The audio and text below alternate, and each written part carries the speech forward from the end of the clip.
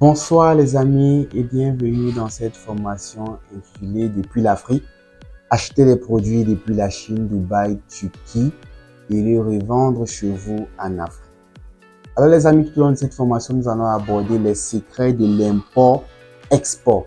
Nous allons vous expliquer comment mener à bien une importation à succès, quelles sont les dispositions à prendre pour ne pas tomber dans les pièges du domaine, quels sont les différents éléments à faire avant la commande, les éléments à faire pendant la commande et les éléments à faire après la commande. Nous allons vous aborder le processus de sélection d'un produit gagnant qui sera à coup sûr rentable dans le pays dans lequel vous allez le vendre. Nous allons également aborder le processus de sélection d'un fournisseur fiable qui va vous garantir une certaine qualité au niveau de vos produits.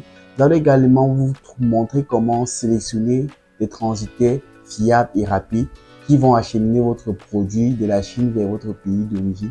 Et par la suite, nous allons également vous montrer des petites techniques qui vont vous permettre d'écouler votre produit dans votre pays d'origine. Nous allons aborder également des notions telles que le proforma invoice, le numéro de suivi et tous les différents secrets que vous devez impérativement connaître avant de vous lancer dans le processus de l'import-export. Nous allons également vous faire comprendre que la Chine est une destination internationale. D'ailleurs, c'est pour cette raison qu'on l'appelle le jus du monde. Et nous allons vous dire que 80% des entreprises du monde entier sont représentées en Chine. Ceci tout simplement parce que la Chine a une législation commerciale avantageuse pour ces entreprises-là. Voilà pourquoi pour ce qui est des achats depuis Dubaï, depuis Turquie, depuis le Nigeria, nous allons acheter à des fournisseurs Dubaï, Turcs, Nigériens, mais qui sont basés en Chine parce qu'ils ont compris que la Chine est une destination internationale, mais ils sont basés en Chine, fabriquant des produits respectant la norme de leurs différents pays. C'est un peu comme chez nous ici au Cameroun, nous avons l'entreprise Ferrero Rocher qui est située à Douala, à Yassa, qui est une entreprise française et qui fabrique des chocolats. Mais lorsqu'elle finit de produire des chocolats Ferrero Rocher, qu'est-ce qu'elle fait? Elle va mettre Make in France. Pourquoi? Parce que ces chocolats sont produits en respectant la norme française.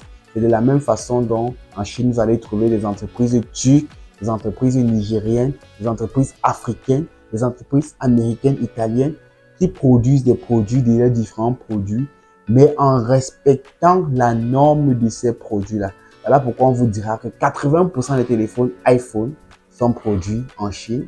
On vous dira également que Toyota, qui est une entreprise japonaise, effectue 80% de leur production également en Chine. Et d'ailleurs, Louis Vuitton également, qui est américaine, produit 80% de ses vêtements en Chine.